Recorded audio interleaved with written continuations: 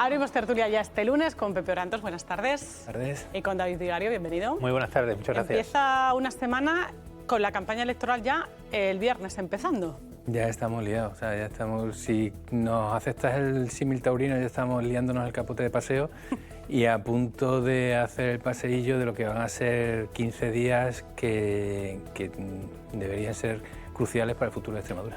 Y con la presencia de, tú lo apuntabas, ¿no?, de los líderes políticos aquí que están dando el do de pecho, algunos más que otros, porque Abascal, lo comentábamos ahí fuera, a lo mejor se empadrona ya aquí, ¿no?, en tono humorístico, pero que va a pasar 3 días consecutivos, lunes, martes y miércoles, en Extremadura. El viernes también estuvo, o sea, solo el impasse del fin de semana, que parece que en anticipo de unas generales da la impresión, o al menos la maquinaria de los partidos están echando toda la carne en el asador en Extremadura. De momento, es verdad que este fin de semana ha habido muchos actos en la región de cara a las elecciones en Extremadura, unas elecciones que se han pedido también, como dice David, a nivel nacional. Lo han hecho el Partido Popular en Madrid. En esta concentración acudieron miles de personas convocadas por Feijóo bajo el lema Mafia o Democracia. El líder de los populares exige a Pedro Sánchez que salga de la Moncloa. El sanchismo es corrupción política, el sanchismo es corrupción económica, el sanchismo es corrupción institucional, el sanchismo es corrupción social y el sanchismo es corrupción moral. El sanchismo está en la cárcel y tiene que salir del gobierno. A esta concentración ha asistido el secretario general del Partido Popular aquí en Extremadura, Abel Bautista, junto a una delegación de unas 300 personas. Hoy estamos aquí más de 300 extremeños ante una forma de gobernar absolutamente corrupta. No se trata de casos aislados, se trata de que el sanchismo ya ha entrado en la cárcel. Y nos unimos a miles de españoles que, con independencia de las siglas, nos unimos bajo una misma bandera, que es la bandera de la decencia. Creemos que se puede estar en política de una manera transparente, de una manera honesta. ¿Cómo valoráis esta manifestación en Madrid, esta concentración? Hombre, yo creo que es la 7ª o la 8ª vez que el PP saca a sus seguidores y a sus líderes a la calle en Madrid para pedir la calle. Lo que pasa es que la situación ya es insostenible, ¿no? O sea, ya cada vez se ve más cerca el final y todo nos aboca a que antes o después habrá esas elecciones.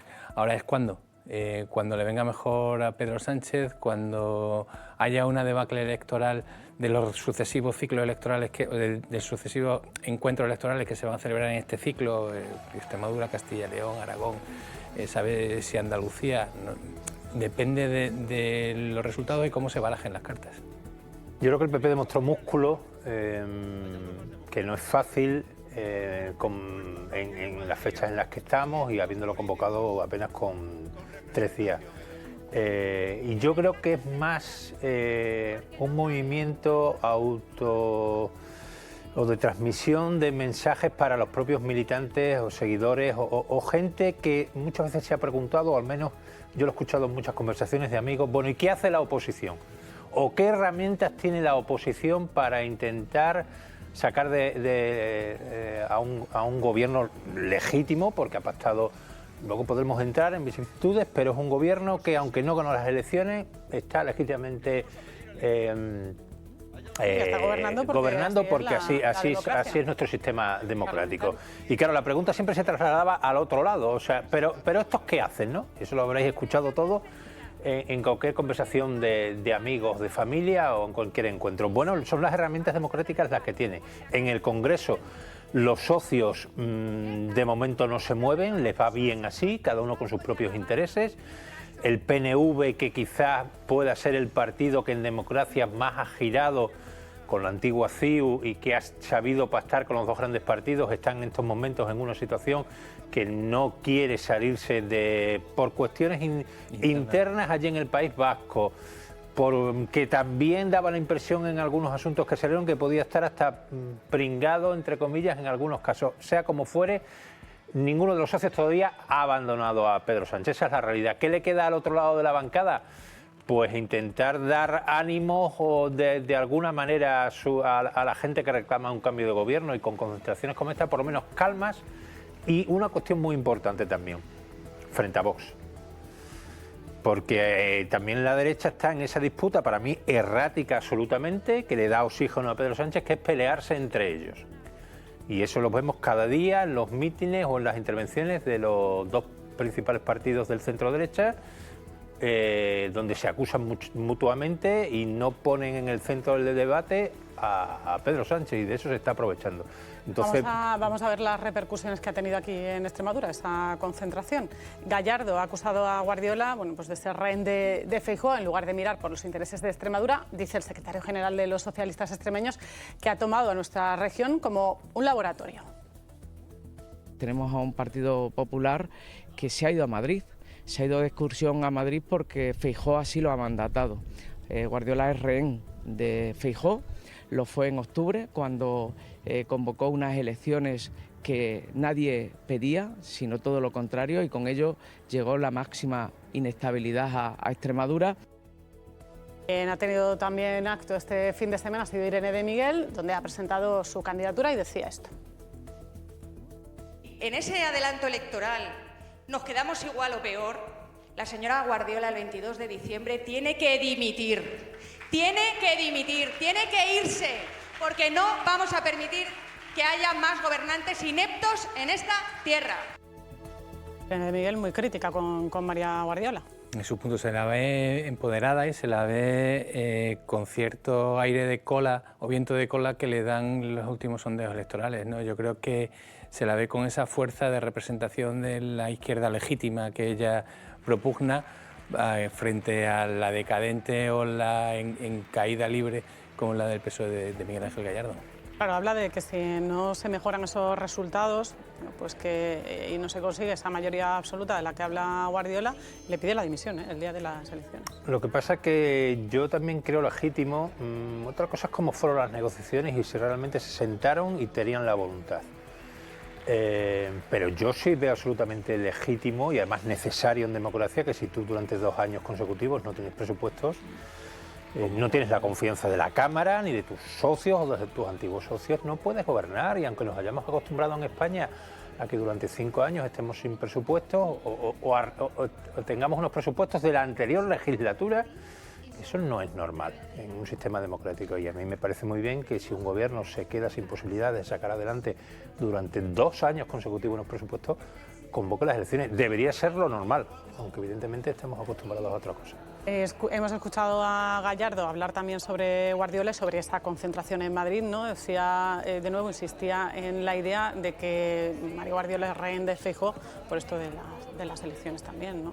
Sí, bueno, es fácil hacer ese análisis y es fácil montar esa idea. Yo creo que, volviendo a lo de antes,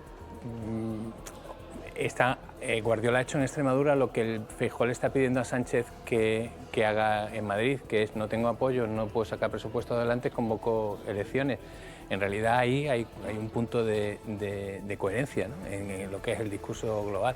En el caso de Feijóo, yo creo que debería plantear, yo creo que es obvio, aunque sea con una alta probabilidad de perderlo, una moción de censura que hiciera saltar por los aires las costuras y que retratara a cada uno ante su espejo, ¿no? Usted, Junts, ha roto con el PSOE, dice que es la corrupción, que es la decadencia.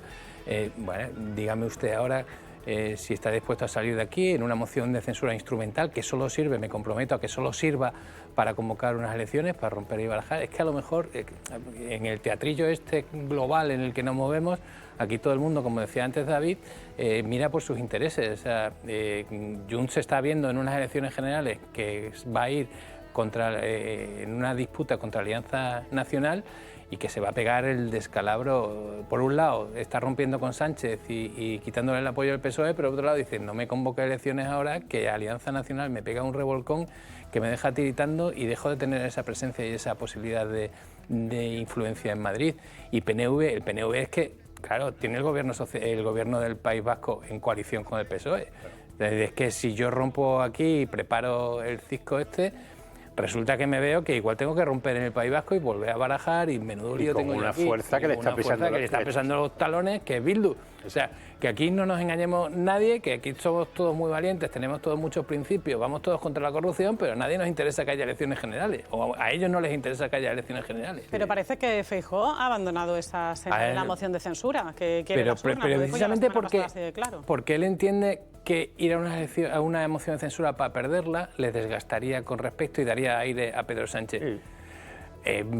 Pero es que alguna solución hay que darle a este atolladero, ¿no? O sea, si hubiera alguna posibilidad de moción de censura de que saliera adelante, ¿sí que creéis que el Partido Popular la presentaría? Es significativo el viernes que estuvo Feijóo en Cataluña y se reunió con empresarios catalanes y les pidió que a ver si podían, de una manera u otra, con la influencia que tienen en la burguesía catalana, intentar convencer a Junts de que diera un paso atrás. Pero la situación allí también es evidentemente muy complicada. Tenemos al fugado Puigdemont y yo no la veo. Ahí la respuesta de Junts fue... Pues le podemos poner todas las comillas y le podemos poner todos los asteriscos que queramos a Junts, porque todos sabemos quiénes son, de dónde vienen, a dónde van y lo que han hecho. Pero la respuesta a eso fue genial. O sea, fue a los empresarios catalanes: señor Feijóo, no le tiene usted que pedir favores, le tiene usted que pedir perdón. Que tampoco sé muy bien por qué, pero bueno, eso ya sí, se pero argumentario. Pero en su línea encaja. Vamos a volver a nuestra precampaña aquí en Extremadura. Hoy Guardiola ha estado en Villar del Rey y allí se ha reunido con la Federación Extremeña de Caza. Ha hablado sobre la importancia del sector aquí en la región. Desde el Partido Popular lo tenemos muy claro. Nosotros vamos a seguir protegiendo el mundo rural y lo vamos a hacer porque en Extremadura se caza en el 82% de nuestro territorio, porque esta actividad genera 400 millones de euros, estamos hablando de 90.000 jornales por temporada. Y no solo es ya una cuestión de riqueza y empleo, que por supuesto es que estamos hablando de tradición, de cultura, de turismo, de lucha contra la despoblación, estamos hablando en definitiva de futuro. Defensa del sector de la caza en la región, del Partido Popular de María Guardiola. Creo que es indiscutible y que alguna vez lo hemos comentado en esta misma mesa, ¿no? Dice, hay algunas cosas de las que los extremeños deberíamos sentirnos orgullosos, y en muchos casos es del consenso al que hemos llegado entre todos en determinados ámbitos. Nosotros defendemos la caza por encima de todo porque consideramos que es una expresión cultural más de esta región. Defendemos los toros, defendemos el cultivo del tabaco, y nadie, por mucho que vengan de fuera a cuestionarlo, nunca lo vamos a cuestionar, y defendemos la energía nuclear y defendemos el desarrollo de la energía nuclear, que en otros casos hay. Entonces, evidentemente hay polos en los dos lados, pero el conjunto de la sociedad extremeña empuja en una dirección. Y el tema de la caza está claro. O sea, en la caza todos sabemos, y los que vamos por los pueblos, hemos ido por los pueblos, que la caza no es de derecha, ni es de izquierda, ni de centro, ni es de la caza. Sales tú a cazar todos los días, todos los domingos, con la escopeta y el perro al lado, y el de al lado puede ser de Vox, puede ser del PSOE, puede ser de Izquierda Unida, puede ser del Partido Popular. Vamos a salir todos juntos y vamos a salir todos bien. No hay ninguna razón de ser para cuestionarla. Estamos hablando de 350 millones de euros. Ahí va yo. Sí, claro. Es que, o sea, no tenemos grandes industrias, no tenemos... Bueno, grandes iba a decir, no tenemos comunicaciones apenas. Bueno, ¿qué nos queda? Tendremos que explotar lo nuestro y nuestras virtudes con respecto a los demás. Tenemos muy buen clima, tenemos muchas horas de sol, tenemos un campo, unas dehesas impresionantes. Bueno, pues ese es nuestro factor diferencial con respecto a otras comunidades autónomas que tienen industria. Tenemos una vivienda, entre comillas, con todos los problemas de viviendas que hay, pero bueno, que de momento... podemos decir que están disparadas. En fin, tenemos muchas cualidades, tenemos un modo de vida, no tenemos un tráfico que nos lleve cada día a salir de nuestra casa a nuestro lugar de trabajo, que tenemos calidad de vida. Por lo tanto, esas cuestiones que pueden parecer menores, pero comparándolos con algunos núcleos urbanos nos dan un plus. ¿Son menores o no? Porque es lo que nos interesa para vivir bien, ¿no? Vamos a ver si os parece esta última encuesta de cara a las elecciones que hemos conocido. La saca el diario El Mundo, de Sigma 2. El PP lograría entre 29 y 30 escaños, por encima de los 28 de hace 2 años, pero sin alcanzar la mayoría absoluta. El PSOE caería hasta los 21, 23 escaños en esa horquilla, por lo que podría perder hasta 7 parlamentarios respecto a 2023. Tendencia contraria bajaría para Vox, que sube con fuerza hasta esos 9 escaños, casi duplicaría los de la última legislatura. También crece Unidas por Extremadura, que conseguiría un diputado más para situarse en esos 5 escaños. El sondeo se ha realizado entre los días 21 y 27 de este mes y se ha entrevistado a casi 1.100 personas. La semana pasada también el CIS sacó su encuesta sobre los comicios extremeños. Coincide con el sondeo de Sigma 2 en que el PP vencería en las elecciones del 21D, pero sin alcanzar la mayoría absoluta. Se queda entre 25 y 29 escaños. El PSOE sufre una fuerte caída en el CIS, entre 19 y 22 diputados. Vox dobla sus escaños, conseguiría entre 10 y 12. Y Unidas por Extremadura sube hasta la horquilla de 6-7 diputados. ¿Cómo traducimos estos números? Bueno, los de la encuesta de Sigma 2 y los del CIS. ¿La tendencia es más o menos la misma? Sí, la tendencia es la misma. Antes de entrar en esta tertulia, yo estaba comentando con David que conozco la encuesta del CIS en primera persona porque la he contestado. ¿Os llamaron? Nos llamaron. Yo vi que, que una de las claves de esta encuesta, que son 2039, que son es el doble de lo que habitualmente se hace, la de Sigma 2 para el mundo fueron 1000 pocos, esto es justo el doble, o sea, que está bastante tirada y bastante bien afinada. Yo me doy cuenta de que hay muchas llamadas cuando en la redacción en una mañana recibimos 3.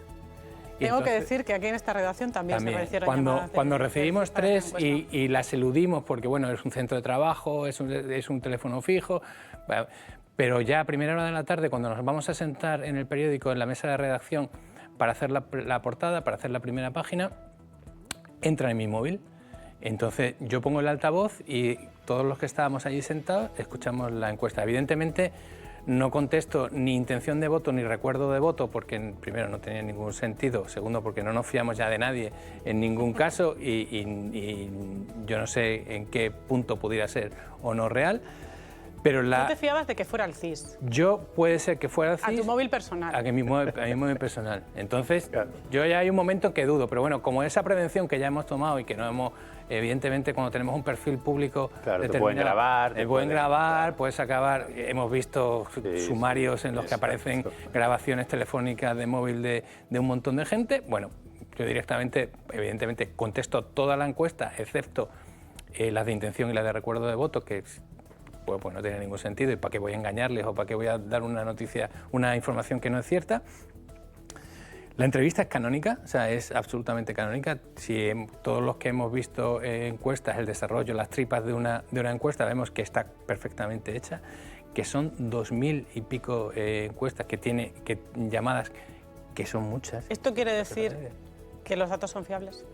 Esto quiere decir... Todo lo más que sea fiable una encuesta, un sondeo. Y la de Tezano, claro. No sabemos la cocina que tiene. Ahora, que los ingredientes para hacer un buen plato los tienen, seguro. Ahora, ¿qué han cocinado? Tampoco lo sabemos. Bueno, yo creo que por vincular las dos hay unas tendencias clarísimas. Pero sí que hay diferencias importantes, muy importantes, con respecto a posibles pactos. Claro, tú puedes decir, no, un diputado arriba, 2 abajo, bueno, pero lo importante yo creo de las dos y de alguna otra que estamos viendo es que todas van por el mismo camino. Luego podrá, insisto, 2 más arriba, 2 más abajo. Pero ¿cuál es la tendencia? Bueno, yo creo que cuando el viernes se enteraran en la sede del Partido Socialista, se llevarían las manos a la cabeza. O sea, tienen un problema muy importante y quedan menos de 3 semanas el Partido Socialista porque no todas pueden estar confundidas. Eso es absolutamente imposible. Y más la del CIS, que en principio, bueno, hemos visto sus antecedentes y por qué le iba a dar tan bajo al Partido Socialista no tiene explicación. Y luego hay teorías conspirativas de todo tipo. Claro. ¿Por qué dan mucho más a Vox para que la izquierda se rearme? Bueno, la movilización, ¿no?, del voto. Claro, pero la tendencia a la de Sigma 2 es muy similar, no le da tanto a Vox, tampoco le da tanta caída al PSOE, pero la tendencia es la misma. O sea, el PSOE baja muchísimo. Es un boquete, como yo pongo hoy en la crónica, día después de esa encuesta. Jamás el Partido Socialista, si echamos la vista atrás, vamos, ni de lejos. El suelo del Partido Socialista son los 28 escaños, ¿no? La clave está ahí, en el suelo del PSOE. O sea, si de verdad se rompe ese suelo, si de verdad... que ya 28, perdóname, que ya 28 fueron las peores abajo, hace 2 años y medio. Si nosotros estábamos trabajando... aquí en las últimas veces que hemos venido a esta mesa estábamos trabajando que un suelo lógico dentro de una caída y de una derrota evidente serían 24 diputados. Si se rompe ese suelo iban a 19 y los diputados que saltan al tablero a repartir son 9, puede pasar cualquier cosa. Puede pasar por cualquier cosa. Sí, pero claro, el centro derecha, si estamos por bloques... Sí, evidentemente a mí me parece una locura, claro. O sea, si Vox se va a 9-10 y el Partido Popular se va a la mayoría absoluta, yo creo que eso es... Yo creo que eso no es real, creo yo. No. Creo yo, sinceramente. O sea, yo creo que el centro derecha en Extremadura, que está ascendiendo muchísimo y que si eso nos lo dicen hace 5, 6 o 7 años los tildaríamos de locos. Pero eso es la situación. En Andalucía también pasó hace algunos años y puede ser, pero para mí una mayoría absoluta del Partido Popular y no es compatible con una subida de hasta 10 escaños de Vox. Para mí no lo es. A lo mejor me confundo. Por la recogida de votos que tiene Vox dentro del Partido Popular. En las tripas de estas, analizando las tripas de estas, es muy interesante analizar tanto la del CIS como la de Sigma 2 en el trasvase de votos. A mí hay una cosa que me llama mucho la atención y que antes también comentábamos, y es que de votos del PSOE no hay una fuga hacia Vox.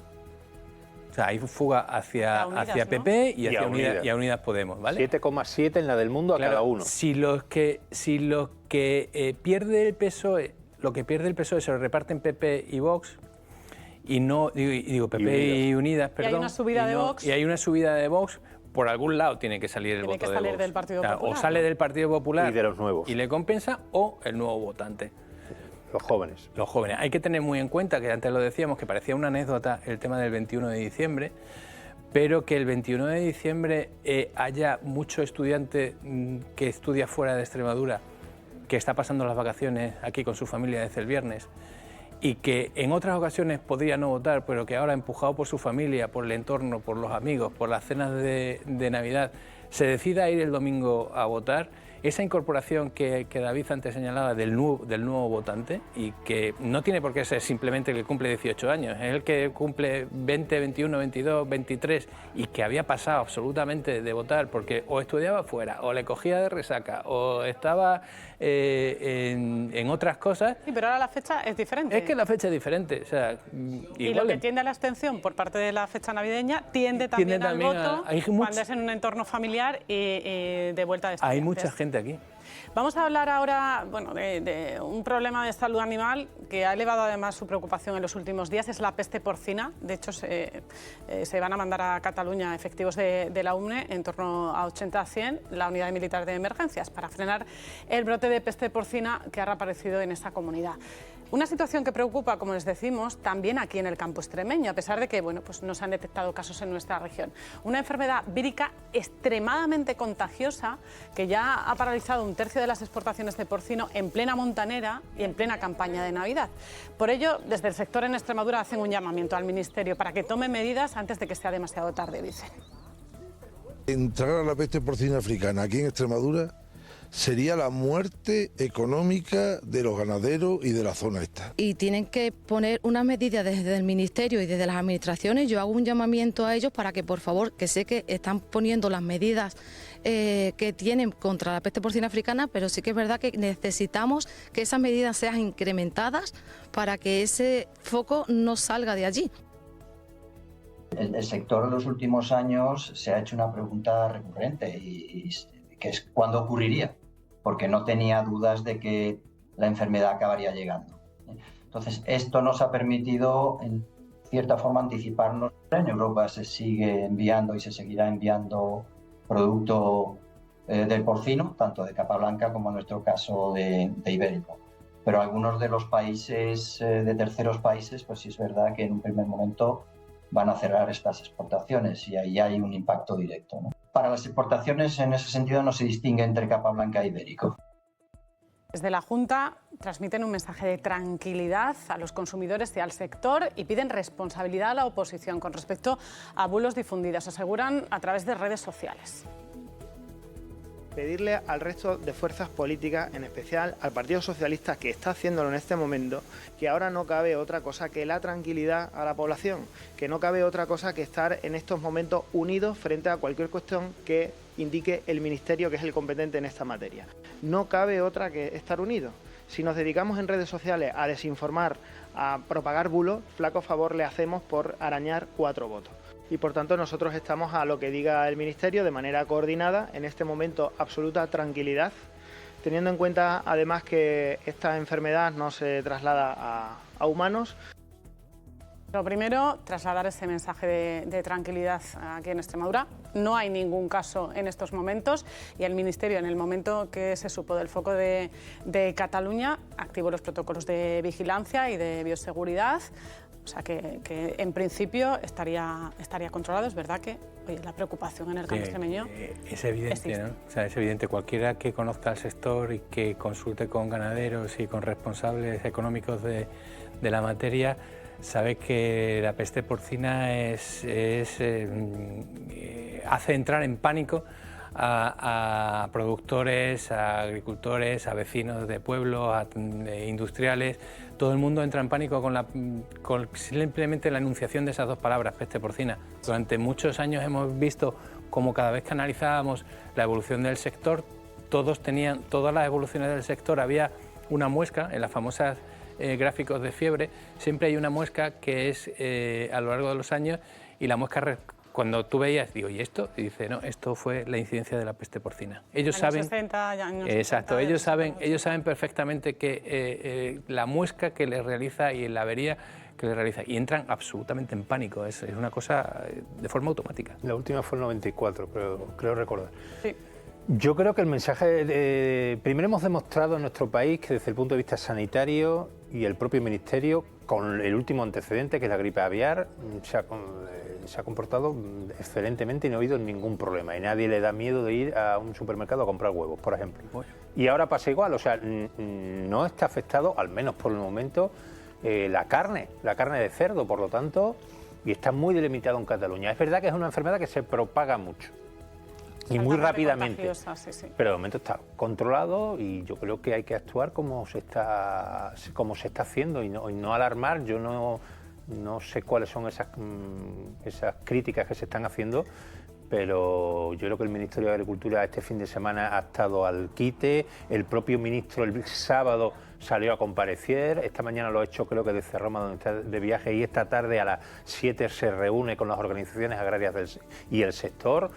Y está muy localizado en Cataluña, la Generalitat está allí encima, hay hasta miembros de la UME que están allí. De momento yo creo que el mensaje debe de ser de tranquilidad. Vamos a saludar ya a Paloma Ureta, directora del libro genealógico y de selección de Acer-Iber. Buenas tardes, Paloma.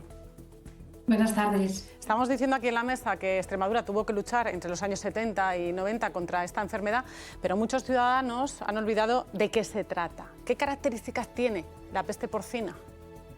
Pues a ver, es una enfermedad infectocontagiosa que afecta exclusivamente a cerdos y jabalíes. ¿Cuál es el problema? Que la forma aguda afecta a toda la población, produce mucha mortalidad y morbilidad, pero no es un problema que afecte a los humanos. ¿Qué pasa? Que por su gravedad y por su gran poder de difusión, y en España, que estamos hablando del sector porcino, que es una pieza clave en la economía, es una enfermedad de declaración obligatoria. Claro, les da miedo a los ganaderos porque, como decías, es muy contagiosa, pero es que además no tiene vacuna, ¿no?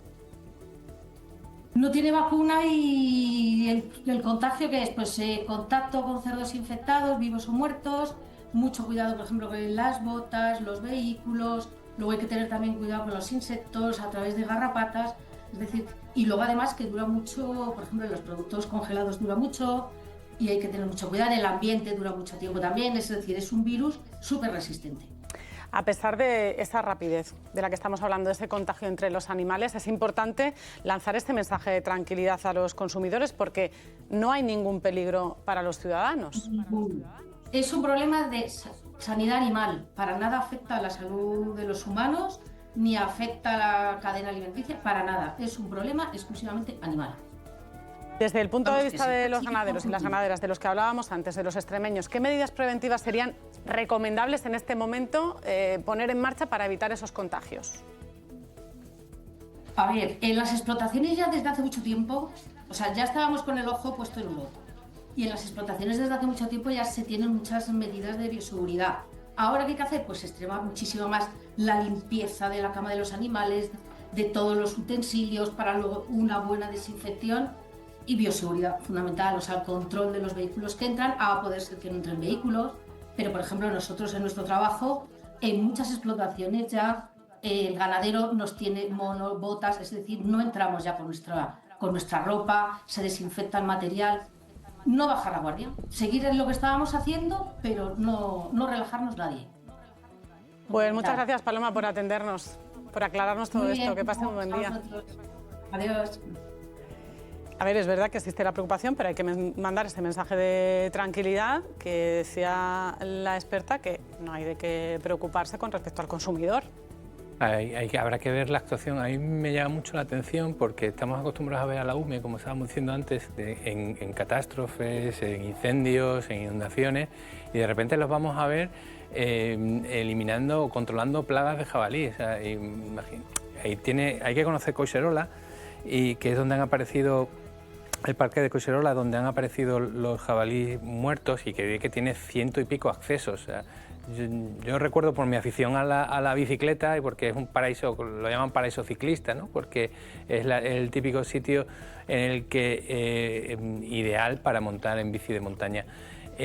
Y es cierto eso, que está plagado de senderos, plagado de eso, y que ha criado allí el jabalí de forma espontánea, como en el entorno de nuestras ciudades, ¿no? Claro, decían que no se le diera de comer a los jabalíes, claro, que esto hacía esta propagación también, de ahí también viene un poco el problema, ¿no? Para el consumidor no. Ahora no, sí que nos puede hacer un agujero económico. Hombre. Y de hecho yo esta mañana ya he leído que había, en cuanto a las exportaciones, que allá había varios países que ya estaban retirando, por el miedo es libre, evidentemente, y estaban retirando ya pedidos, envíos que estaban programados y que los habían frenado. Por ahí sí puede venir el problema, pero para los productores, yo creo que para el consumidor, en estos momentos ni idea ninguna.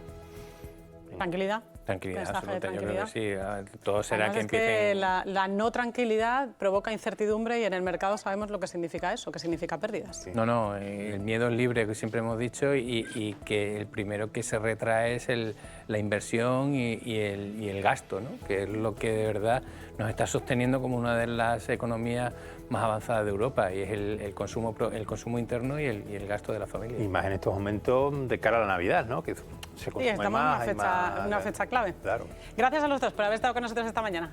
Que tengáis buen día. Gracias a ti.